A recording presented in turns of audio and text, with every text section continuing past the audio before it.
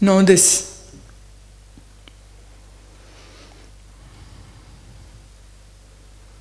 Science, any science, works on certain principles. But none of the principles of the science remain similar. They keep on changing.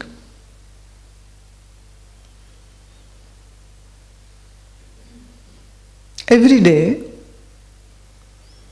scientists of various fields are coming up with new revelations, new results, new theories.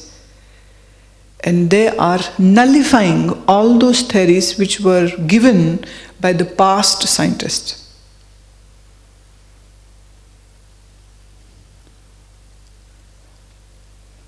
So the parameters of science, what are those? Are they based on truth or are they based on the observation? Observation. Observation done by a wavy mind would be correct? That is why what one scientist discovers, the other scientists try to see that particular object in that same way as he or she had given the results. So if they match, that theory is accepted. If it doesn't match, that theory is rejected. But it has been seen in the history of science that all those things which were accepted at one time were nullified by the future new generation or the so-called advanced researchers. What was accepted as truth became untruth.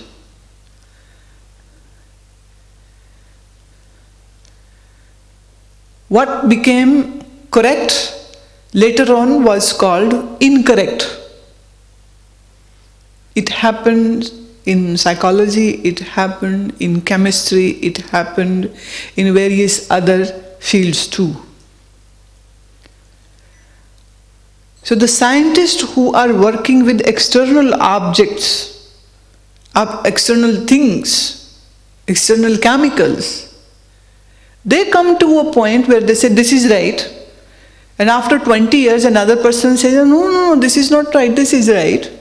And then after 20 years another one comes, so it keeps on changing. So any person who wishes to call himself as a scientist can't be truly scientist if that person is not familiar with what happened yesterday, because things are changing every day. How many physicists working in India are familiar with what is happening in the current scenario of physics? The books which are being taught in colleges are at least 20 years old.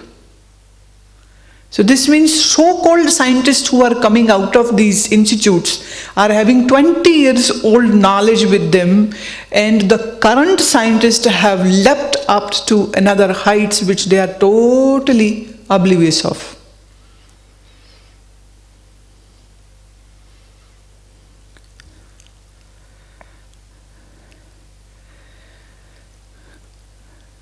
The quantum theory given by Einstein too has been partially rejected by the current physicist. But all those people who are still reading those books, they may call themselves a scientific temperament person, but is still not on the very solid ground. But if we say what the temperament is, that is research, that is analysis, that is going deeper and deeper. But the question is this: the one who is exploring the field, if that person is on a shaky ground, how far the research or how far the understanding of that person would be called correct. We are talking just about the objective world. We are not talking about your mind. But when someone is exploring the objective world, there is a possibility of accepting the research of one person, and this research can be verified by other individuals, and they too can come to one point. But what about the next step, which another scientist will go and will reject the whole theory? So I will just like to accept this part, that is going deeper, going into the analytical zone, exploring. That is what a scientific temperament is. And indeed, you have to know this. You can become a scientist by doing your chemical engineering or doing your studies in somewhere in US or Europe and call yourself a scientist without doing the experimentation and just mugging up the principles given by others. You can still call yourself scientist, but you cannot be called an adhyatmic person if you have not experimented with the principles given by the Rishi.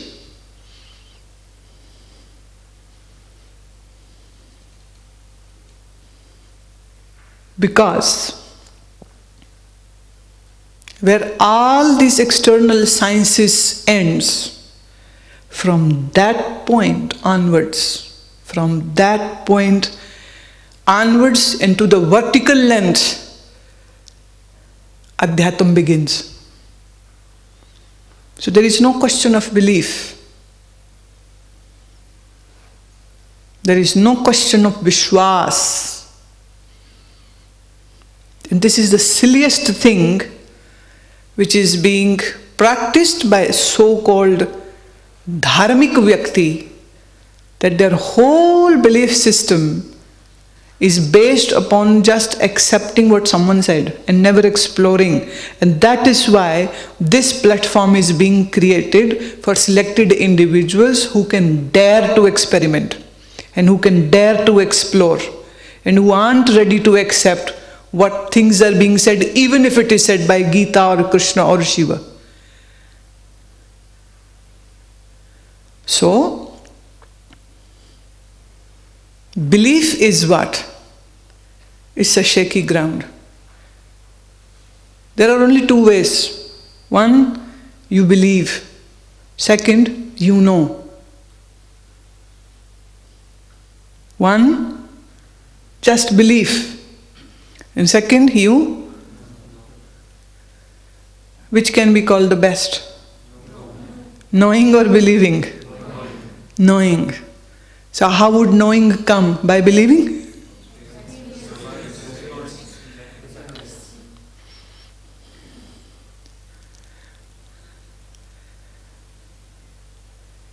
The knowing doesn't come from knowledge.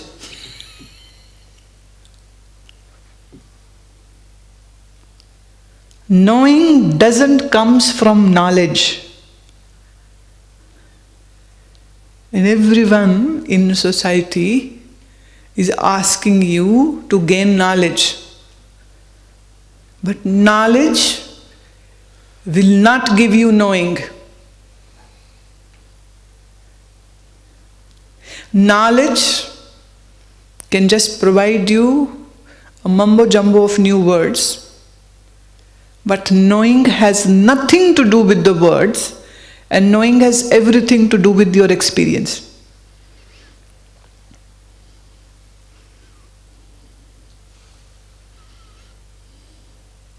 You can gain knowledge about swimming by reading a book on swimming, and yet you will never know how to swim.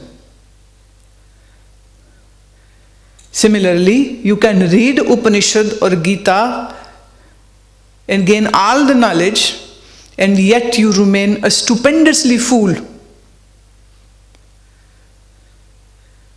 Because this knowledge is still just going to sit in one of the neuron in your brain, which can be lost with just one shock.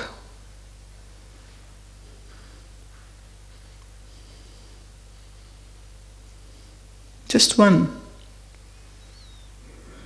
And external shock की बात नहीं मैं कर रही हूँ, अपना ही blood pressure ज़्यादा rise हो गया, हाँ, जस्ट वन रप्चरिंग और जस्ट वन क्लॉट और just for very minuscule time blood flow brain तक नहीं गया और छुट्टी। मैं कौन हूँ? कौन हूँ मैं?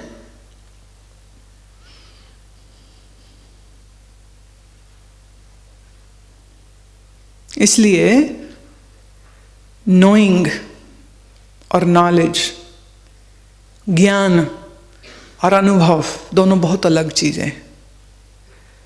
जो लोग बहुत सुनते हैं ना या बहुत किताबें पढ़ते हैं, उनके पास विद्या तो बहुत सी होती है, पर ये विद्या भी उनकी अविद्या को नष्ट नहीं कर पाती है।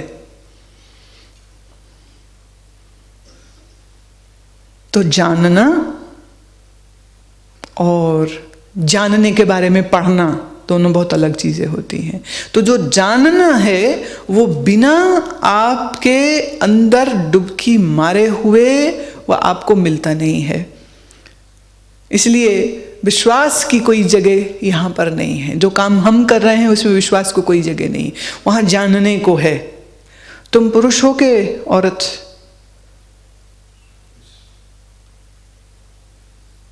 विश्वास है कि जानते हो? भाई मेनोपॉजल औरतों के भी मूछें उगने लग जाती, जानते हो कि हो कि विश्वास है?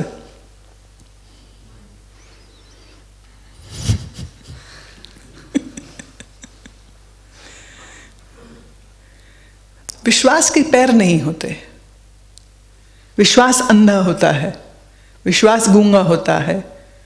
इसीलिए जो विश्वास हैं वो चाहे साइंटिफिक हों चाहे वो धर्म के हों, वो सब बदल जाते हैं और बदलने वाले होते हैं, इसलिए वो विश्वास होते हैं।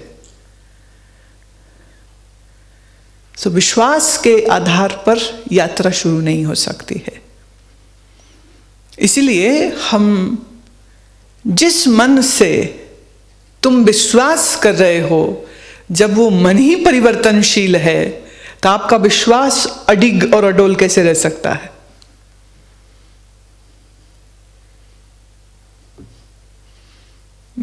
एक शराबी घर पहुंचा और डोल रहा है, वो सीधे खड़ा भी नहीं हुआ जा रहा, तो उसने जेब से अपने घर की चाबी निकाली। अब वो चाबी वो की होल में डालना चाह रहा है और वो जा ही नहीं रही है, जा ही नहीं रही है। चौकीदार चक्कर लगा रहा था, उसने देखा, उसने कहा अरे क्या दिक्कत हो गई, लाओ मैं खोल देता हूँ, आप तो हिले चले जा रहे हो। बोले तुम हिलने की फिक्र मेरे मत करो, तुम बस ये मकान को पकड़ के रखो, दरवाजा मैं खोल लूंगा, मकान बहुत हिल रहा है, तुम मुझे छोड़ो, मुझे मदद नहीं चाहिए, ये मकान को पकड़ो। तो जो मन खुद हिल रहे हैं उनके विश्वास कितने पक्के होंगे। इसलिए पहले तो जिस मन के साथ तुम समझना चाहते हो, जिस मन के साथ तुम जानना चाहते हो, पहले तो उस मन को खड़ा करना होगा सीधा। अभी तो मन ही डगमग डोल हुआ पड़ा।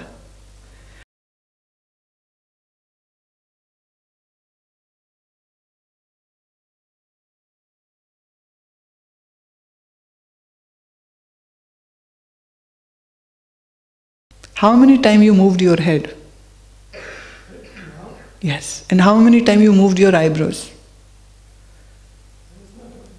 You are not aware. Baby, if you are not even aware about your body, how can you be aware of your thoughts?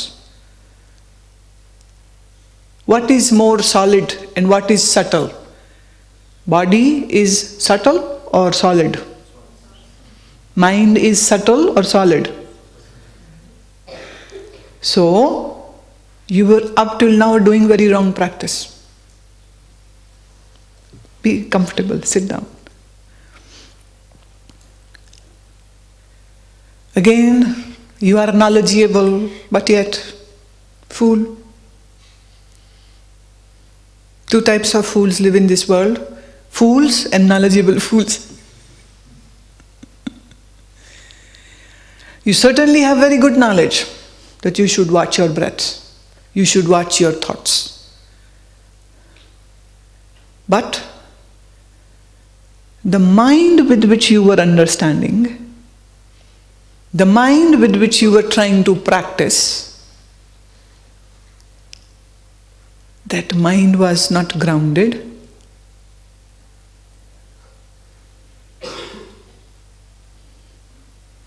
So, isn't it the same situation where the drunkard is saying, hold the house and I'll open the door? You were trying to hold your thoughts, whereas you yourself were staggering like a drunkard. This stability and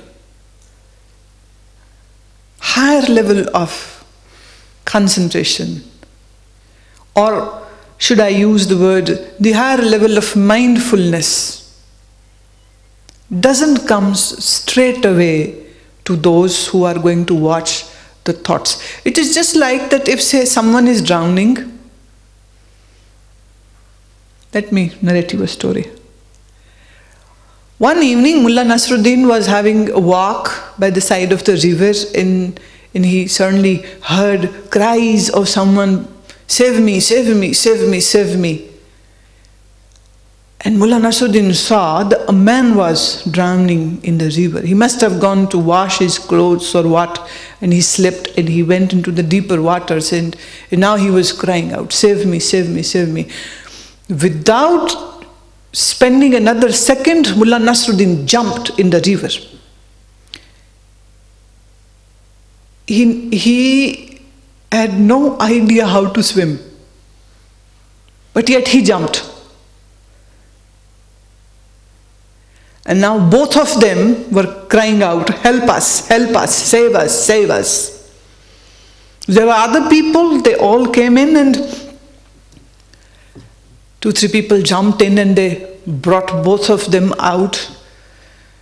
The drowning person yelled at Mullah Nasruddin that if you did not know how to swim, why did you jump in the river?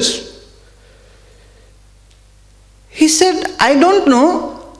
You were drowning and I wanted to save you, hence I just jumped. And I totally forgot that I don't know how to swim.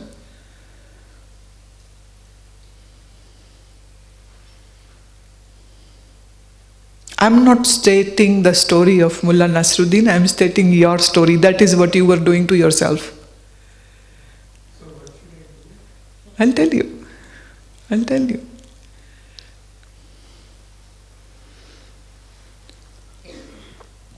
Just having good aspirations is not enough. One needs right methodology. Okay? One needs right system to follow. One needs right mechanics to follow. Observe your thoughts is one of the wonderful methodology, but it is not for the one who is a new initiate. And that is why it is said, don't try to gain knowledge from books. And even if you do so, you will still remain blind, because these words will not remove your darkness. Principally, until and unless you have not harnessed your observing power towards the body, you cannot observe your thought, because every thought is going to drown you. Meaning, every thought is going to get so identified with you that you won't remain a sheer spectator of the thought. You will go down with that thought. If it was good, then you feel good. If it was bad, then you will feel bad. If it was pious, then you would feel pious. If it was ugly, then you will feel ugly. Which means that you have totally not practiced what you were supposed to do. And you cannot experience the separation from the thoughts of your mind until you have experienced separation from your physical body. Body, senses, mind, intellect. That is the ladder. So you begin from the body, and then you move to the senses, and then you move to the mind, and then only you can move to the intellect. So you were just trying to take a frog jump. You left the body, you left the senses, and you went straight ahead to the mind. And mind is such a big force, it is going to drown you. Hence, you would wonder, I am doing all the practices, and how come I am still failing, and how come I have still not arrived anywhere? Your direction should be correct, and then your momentum should be correct. If your direction is wrong and momentum is correct, you are still going further away from your destination. A person was running with his bicycle. The onlooker said, "कहाँ जा रहे हो? कहाँ जा रहे हो इतनी जल्दी?" बोले, "पूछ मत, बैंगलोर जा रहा हूँ." बोले, "ये सड़क तो जाती नहीं बैंगलोर." क्या इतना सुनने की फुर्सत नहीं है मेरे पास, कहाँ पहुंचेगा वो?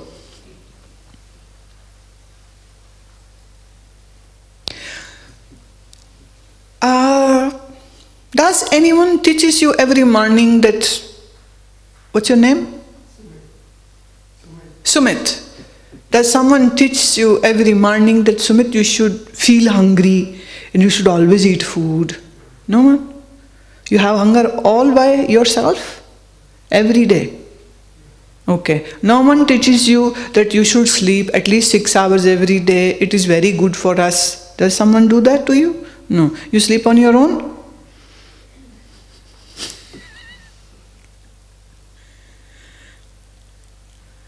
How come then you have to ask me what to do to develop this hunger for your practice? Ah, that is what I am saying. What should I do to feel hungry?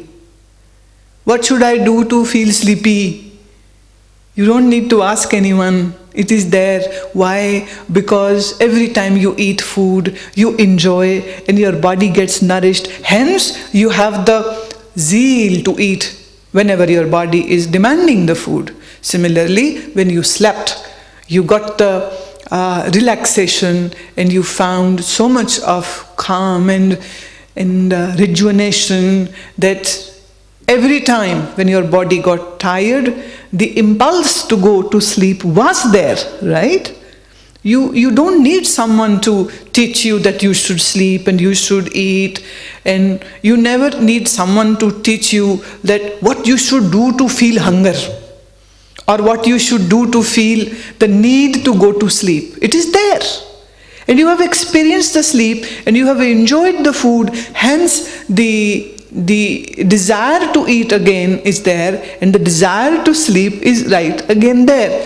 Similarly, the day, you will have a phenomenal experience while doing your meditation, while doing your spiritual practice, will become the zing point for you, and you will run back and forth again and again to experience that beautiful moment. Because you haven't had any, hence you wonder what to do. How should I go back to my practice? Let me say it in this way. जैसे ही teenage शुरू हुआ तो लड़के को लड़की और लड़की को लड़के अच्छे लगने लग जाते. कोई नहीं सिखाता है कि लड़की अच्छी लगनी चाहिए तेरे को, लड़का है अकल कर. No one says this. कोई नहीं समझाता लड़की को कि तुमको बन संवर के निकलना चाहिए ताकि तेरे ऊपर कोई अटेंशन दे, कुछ तो ध्यान दे.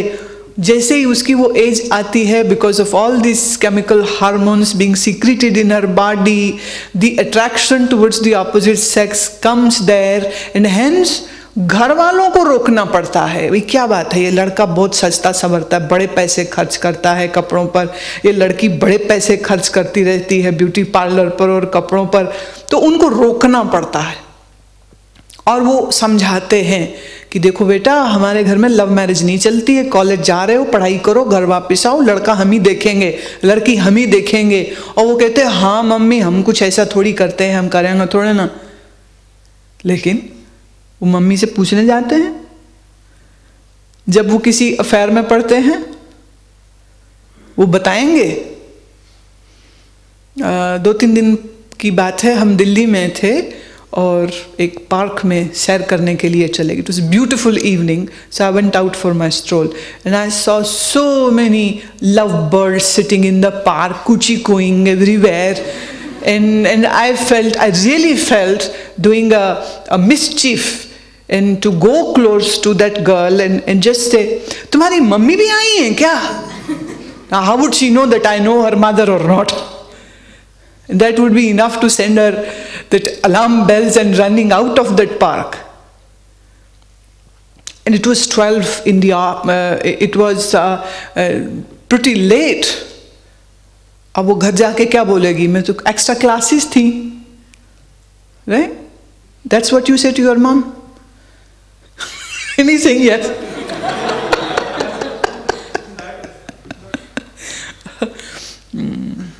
Pay attention to what I say. Right. So this means that you lack a right approach and you lack the right experience, and hence hypothetically you must have heard it or read it that you should have a spiritual practice, and hence you are asking me this question, what should I do to have this practice in my life? But I am saying a different story to you. Until and unless your method is not right, you will never have that phenomenal experience which will become a trigger point in your life. So, can you teach me that right method? Yes, that is what you have come here for, and that is what we will do. Right? Yeah. Again, methods are not wrong. How you use them is wrong. How you use them or not use them is wrong. A person went to a doctor. He said, doctor, whenever I drink coffee, my eye hurts a lot. Doctor said, when you drink coffee, your eye hurts a lot. He said, yes, every time I drink coffee, my eye hurts a lot. Doctor meditatively gave some time to this sentence and he said, next time when you drink coffee, please remove the spoon out of the cup.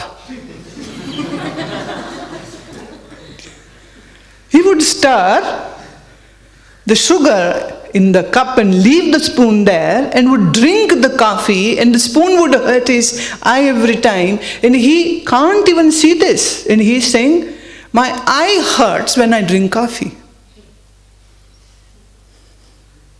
So people say the same thing, I meditate but I'm very restless.